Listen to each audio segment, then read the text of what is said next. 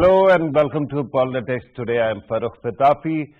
There's one word that needs to be emphasized is location, location, location. Whenever you talk about any business internationally, you will hear that location of the business is very important, and it has been highlighted on television, in books, everywhere. Pakistan has been cognizant of its importance, especially its geography, since 1947. And that's why Pakistan has been highlighting these issues as well, that Pakistan garners that kind of importance. But in the past 20, 30 years, when we were talking about importance of Gwadar, at that time something very interesting was happening. Usually it happens that hardly any work is done and people keep on talking about it, and that's it. Pakistan kept on highlighting importance of Gwadar without actually building it for quite some time, and that's why so much negative attention came to the region. There were terror activities, there were targeting and mill lining as well. But now it seems that since 2020, and especially because of CPEC project, this important port has found its life, has found its potential.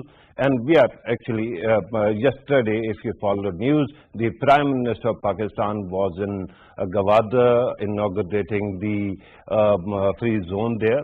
And that is not all. He inaugurated various projects, especially solarization. And apart from that, he also actually announced this, that the underdeveloped areas will specially be uplifted. And secondly, the government is ready to talk to Baloch leaders of, people who have not been very pleased with the state in the past few years.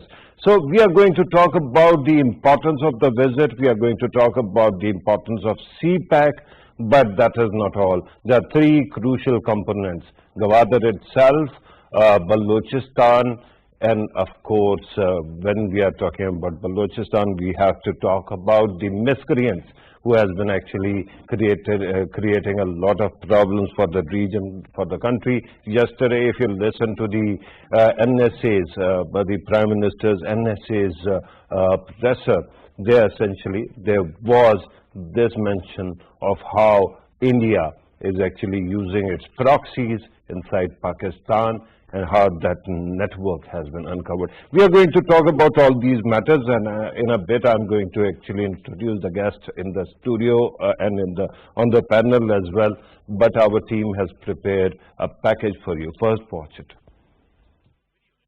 On Monday, Prime Minister Imran Khan performed the groundbreaking of several mega projects and launched a number of other infrastructure ventures, including Free Zone Phase 2 project, Expo Center, Agriculture Industrial Park, and 3 factories under the ambitious China-Pakistan Economic Corridor in Pakistan's strategical coastal city of Gwadar. He witnessed the signing of various MOUs aimed at constructing a state-of-the-art hospital, airport, and a vocational institute, as well as addressing the water and power problems of Gwadar. Khan said that the government is focusing on the uplift of Gwadar with a string of development projects, including setting up of a desalination plant and construction of a 300-bed teaching hospital. The PM was also given a detailed briefing on South Balochistan development package worth 600 billion rupees that launched in November.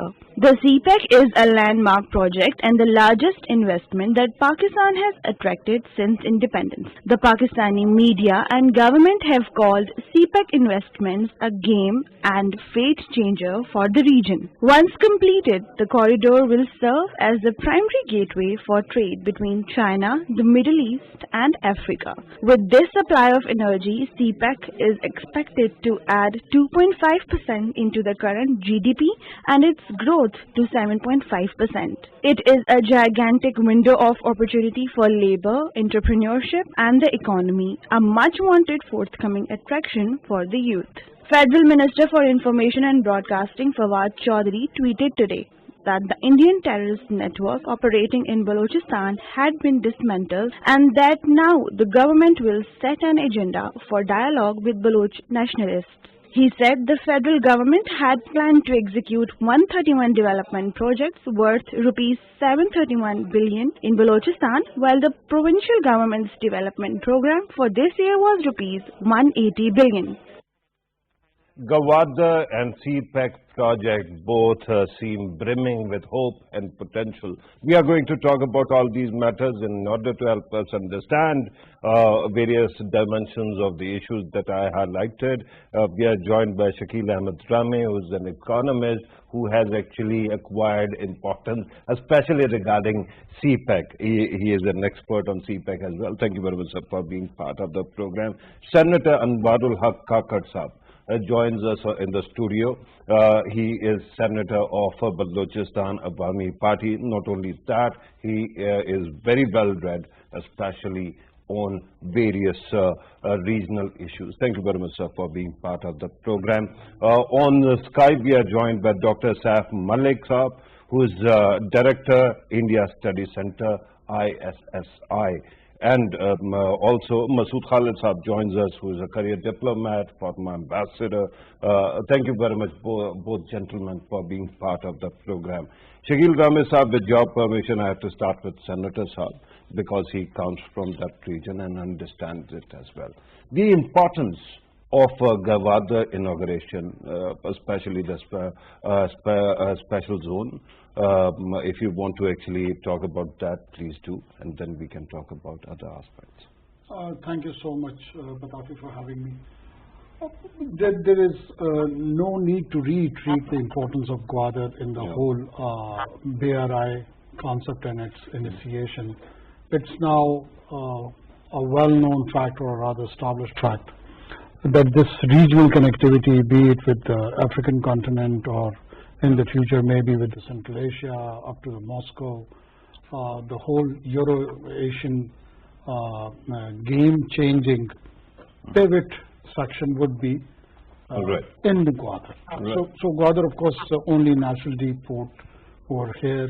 If you compare it with Bandar Abbas or Chabahar, they don't have that much potential to carry the kind of a trade which is required for a very huge port service delivery. So it has a lot of potential to be an energy corridor and so on and so forth, connecting immediately with the Western Chinese region of Xinjiang. Along with that, we have got our own underdeveloped area. I mean, you know that development paradigm in Pakistan has been unfortunately urbanized. It has been focused on urban centers. And the periphery, or the rural area as we may call it, has been left out. So this is the basic flaw in our development paradigm. So very quickly, when we are talking about Gwadar, are we thinking strategically or economically? I mean, primarily economically. That is very important to highlight, because the way Indian media, Indian pundits, embeds actually focus on this matter, they make it some kind of strategic and a military thing rather than actually an economic. In my humble opinion, their immediate goalpost would be to bring the focus of Quad and Quad Plus to hit Gwadar and make it a... Bird has it that Quad is already dead in waters. We are going to talk about perhaps that as well, because we keep on hearing about new names now, C3W, and I'm seeing other projects like that. Shakil Rami Saab, if you want to actually, your opening statement about Prime Minister's visit yesterday and the inaugurations, if you want to do it very quickly, please do it. Then let me bring in the other guest on the Skype. I will pick what the Senator Saab has said, economic importance. But for that to highlight that economic importance, we need to talk about data. Because we should not only just give the statements, it's very important. We have to show that why Gwadar would be a connectivity hub. I just give one example, so then you can move to the next guest. For example, there was a study published by the Advanced Journal of Transportation in 2019. They calculated that if the China do trade through Gwadar port with the 6 countries, namely Oman, Kingdom of Saudi Arabia, Kuwait, France, Germany and Netherlands. Okay. There will be substantial decrease in the time travel. For example, for Oman, there will be a reduction of 21 days. Travel time, not time travel. Because we don't have time. Travel time will be reduced by 20 days. Okay. For Saudi Arabia, it will be reduced by 21 days. Okay. And for Kuwait, it will reduce by 24 days.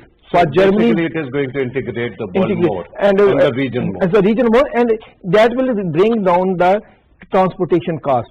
Right. You're talking about the international potential. My concern has been that because we have a Pakistani channel and we are talking about people of Pakistan, perhaps we can crunch some numbers to prove how many job creation will take place, how many businesses can be uplifted through this.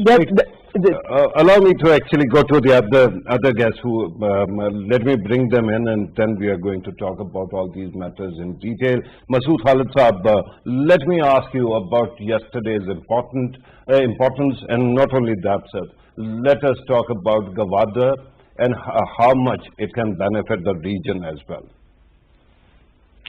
Thank you very much. I think the two earlier speakers have already highlighted the importance of Gwadar. I need not add much. We all know how important Gwadar is. It is next to, Strait of Hormuz, two ports of Iran, and then of course the Dubai port. So it is kind of a bridgehead connecting China's western region, not only with Pakistan, but beyond Pakistan into the Middle East and Africa and even Europe. So I think there is great potential as far as this port is concerned, and the visit of the Prime Minister yesterday and the fact that he inaugurated the free zone, which will see, which will witness whatever industrialization takes place of the province, of the region, because that's going to be the nerve center, that free zone. And I understand from the news and the media that there is considerable interest in investing in that zone. And this is the phase one, and the phase two has also started. Once we optimize the potential of this port, I'm sure that it will bring about, a fundamental, drastic change in the lives of the people of Balochistan, first of all.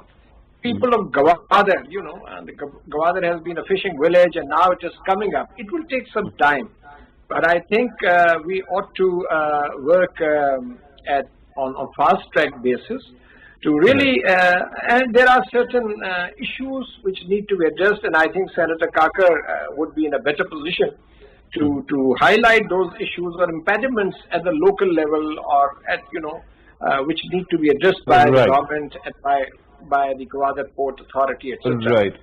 Ambassador Sir, we are going to talk about those impediments as well, and particularly, let me go to the expert who actually looks into these matters.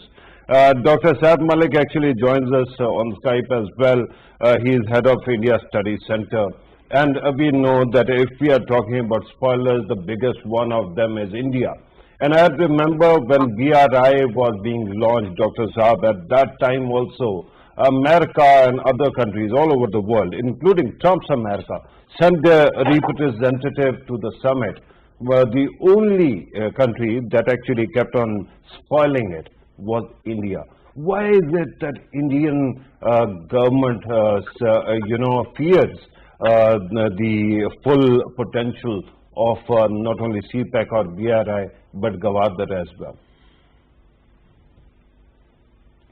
Dr. Saab. Thank you, Pitafi Saab. Hope I am audible. Yeah, you are audible, sir. Please go ahead. Thank you for asking me this question, which is very closer to my heart. We have to raise a fundamental question. If some development takes place as a result of connectivity, as a result of uplift of the social sector, especially from the perspective of Balochistan and Gwadar, who is the beneficiary and who will feel irritated? I think things become very clear. it has two perspectives. One is the regional perspective, another is the international perspective. Considering the Indians' outlook towards this CPAC and BRI, they have not accepted this project in this region, and they have shown no inclination towards it, though for the factors which we know being the strategic ally of US. This is keeping this aside. Now, if some progression takes place in Pakistan, in Gwadar, if development takes place, then why then our adversary feel irritated? For that very purpose, we can see that there is a long history when we dig out that how Indians have been involved by using their proxies from the regional countries, and how they have tried to sabotage various projects, and how they have attempted to create unrest in province through different tactics, through different formats, through different strategies. Kulbhushan Yadav is a case in point. Now the point is, if this connectivity takes place, everything goes as it planned, and inshallah it will go as planned as the things are being processed with the passage of time. That development, that connectivity, especially to, it is not just restricted to China, it is not restricted to only Pakistan, rather it is opening our regional connectivity, so it is going to be our harbinger of prosperity in the region, especially the landlocked region of Afghanistan and Central Asia.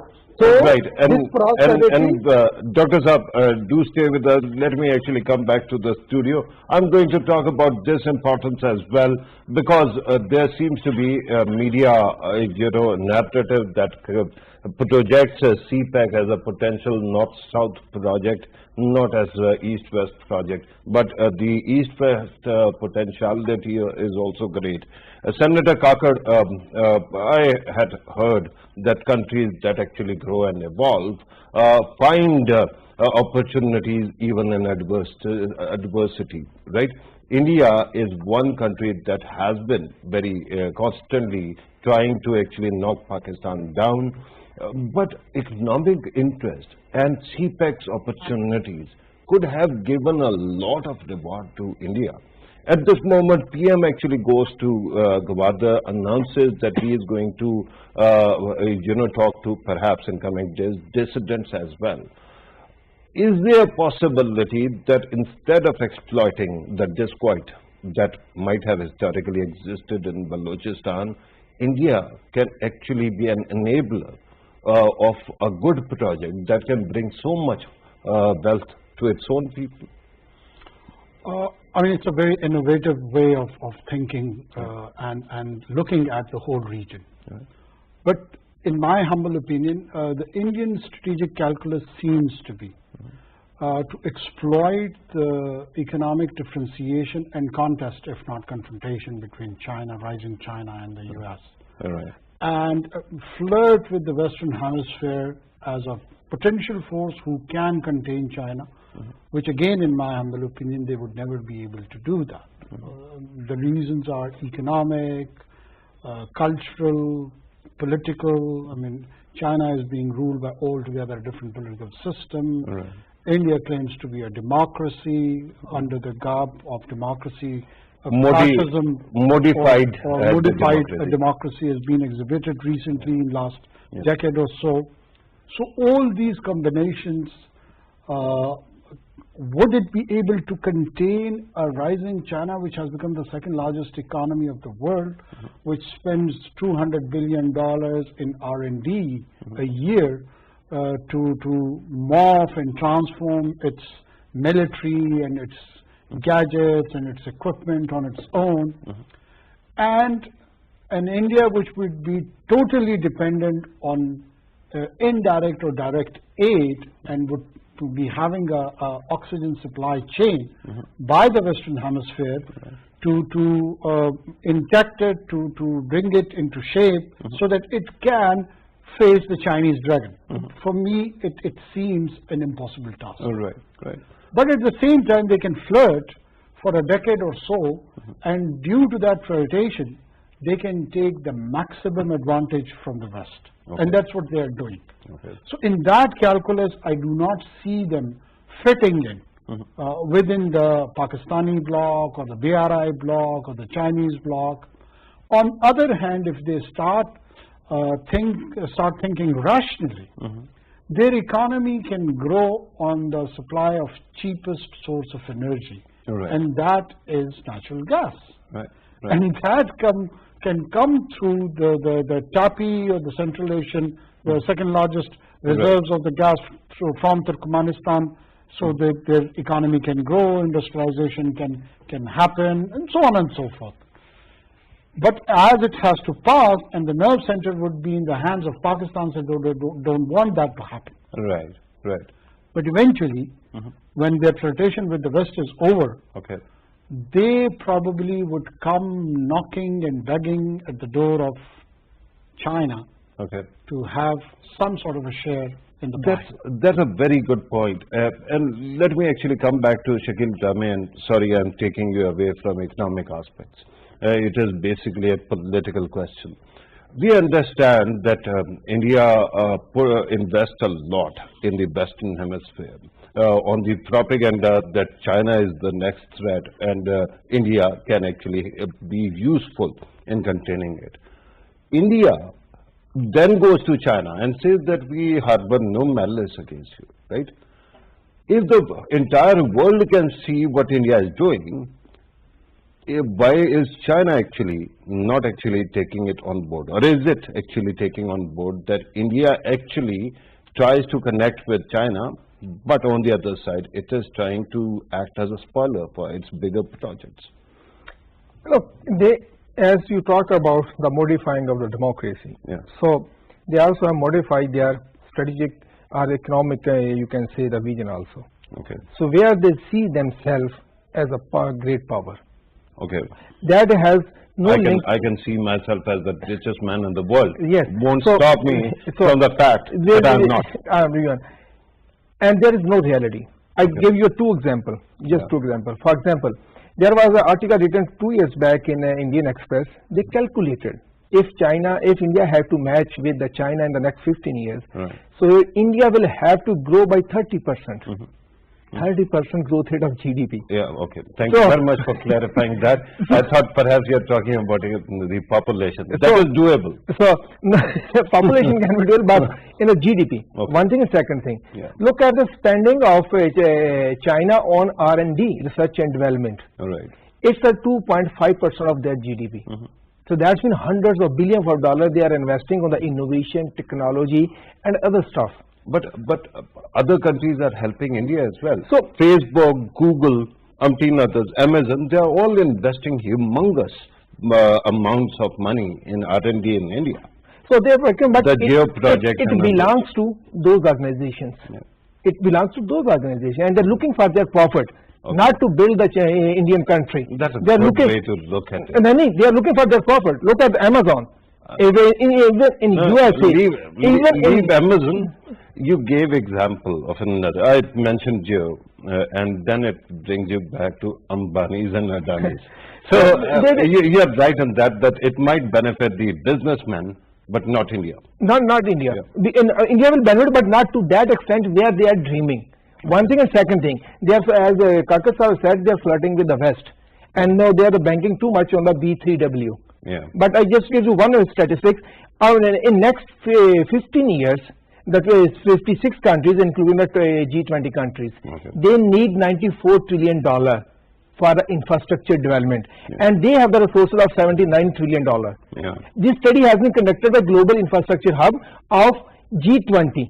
Actually, I don't want to go too global. I have to come back to Gwadar and the region. If you Gwadar, then we can talk about the Gwadar. But my concern has been that India has constantly been trying to spoil such projects, right? So at this moment, it is clear that India's entire volume of India's trade with China and the interdependence. I just give one statement. Is big. I give one statement. Please.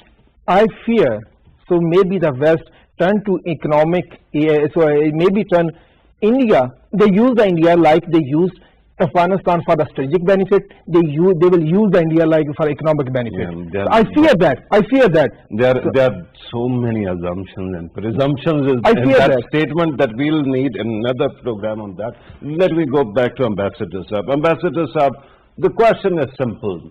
Is there a possibility that the India's South Bloc and their bureaucracy and their strategic minds can see the potential of CPAC instead of actually trying to harm it? Ambassador I don't, yes, in the foreseeable future, I don't see that possibility at all. I think it is quite clear that India is now a strategic partner, if not an ally of the United States.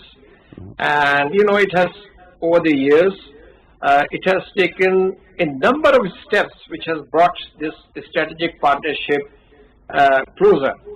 And not only Quad, but in the last, I think, year or so, they have concluded a number of agreements which have, you know, changed the dynamic of logistic agreements and all. Dynamic of Indo-US relationship. So I think we should not delude ourselves into believing that India is going to, you know, come around and accept the reality of CPAC. Well, they you know, give arguments, legal arguments that, you know, CPAC is passing through disputed territory. But that is all, you know, a farce, I think. Basically, they are now very much part and parcel of this camp, which is been mandated to contain China. And if you see and read the various you know, analyses and the comments of their strategic community members, you will come to the conclusion that Indian strategic community, by and large, feels that it is in India's interest to side with the United States and to pursue this policy. Hence, you saw this aggravation of tensions last year. I mean, in fact, a physical clash between China and India, and continuing a standoff, which I think has the potential to go out of hand, if not totally, at least partially. So what I'm trying to say is that CPAC, right from day one, India has been opposing it. India has opposed PRI. And of course, as Senator Kakar said, in the long run, it will not contribute to India's interest. I agree with that assessment. But that is what the policy is right now. And I don't think that there is any immediate going back on that policy. Right. Let me go back to Dr. Saab Malik. Dr. Saab, I understand this strategy of trying to play China against America and America against China. But there seems to be a reality where India keeps on inhaling its own propaganda. We saw that it was exposed, this you know, boundary between India and China was exposed last year, as was pointed out by the ambassador. Is there a possibility that this kind of you know, perverse mindset can be changed, and India can be stopped from actually lobbying against this project? Because it seems that the world is moving in a very different direction. We keep on talking about Quad, but we saw that Quad could not actually deliver on its vaccine promises, and umpteen other projects are also hanging in balance. So is there a possibility that this attitude can be changed? India stops lobbying against the project, and India stops using its proxies and terrorism to sabotage CPAC? Well, in the foreseeable future, I don't feel myself optimist from the Indian thinking mindset is so far concerned, because as the Indian strategic thinkers, they have aligned themselves to the US and the West, and in the at least in the short term measure, I don't think so they are going to change their mindset. Rather, they will keep on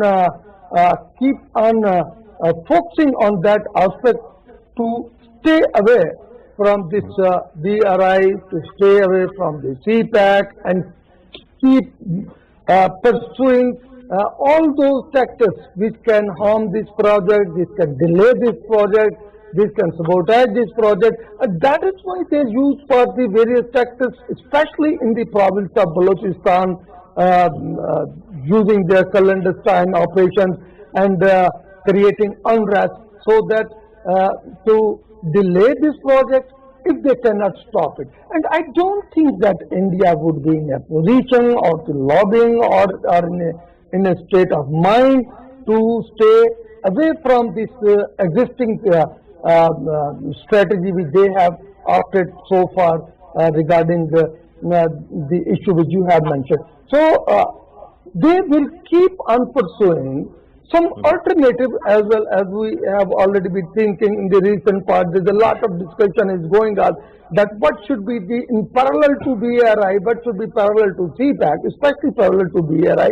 They are very seriously thinking, along with the West and the US, that how they should go for some alternative sort of alignment in this form of some trade and development, so that they can contain China if they could not match at last.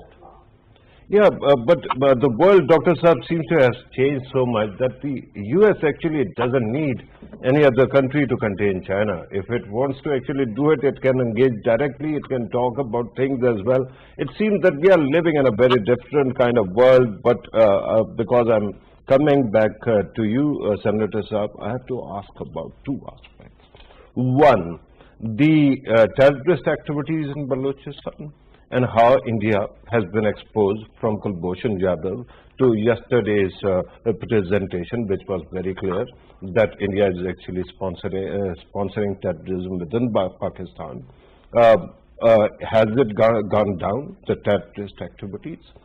Secondly, when you are going to talk to the Baloch dissidents, do we have any criteria who to engage, how to engage, and how to actually move forward? Well, the answer to your first question is that the terrorist activity is still going on. Okay. No, it has not plummeted. It has not gone down. Is it at a manageable level, or is it such a serious threat that the existence of the state structure is at stake? No, it's not. Right. The state of Pakistan is in a position to manage this threat. Degraded, but not gone. Yes, I mean, we are in a position to manage this. Yeah, I'm talking about terrorism. Okay, it has been degraded, but not totally done away. No, it's not completely, it has not ended. It's still going on. Yeah. I mean, a few days back, a couple of our soldiers from Frontier Corps, they got martyred. Yeah. So the things are going on. I mean, from their side, from our side. The issue is that first of all, we have to recognize that it's a clear terror threat, and that terrorism has been used as a strategic tool by the Indian state, paid by the Indian taxpayers' money. I mean, they may be living in a self-delusional, some decent Indian people, they may think that their money is going for some right causes by the state of India, which it's not, by the way, as far as Balochistan is concerned. And their money is being paid to spill the innocent blood of Pakistani citizens residing in the province of Balochistan. The idea which the Prime Minister also impliedly said that we're going to talk and negotiate with the dissident groups, it clearly exhibits the intention of the state, which is being led by the Prime Minister of Pakistan. I see he's a well-intended individual who wants to settle things through other tools minus violence.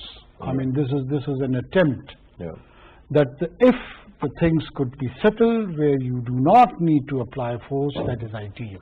This is probably the priority of the government, of the Prime Minister, and probably the rest of the state institutions too.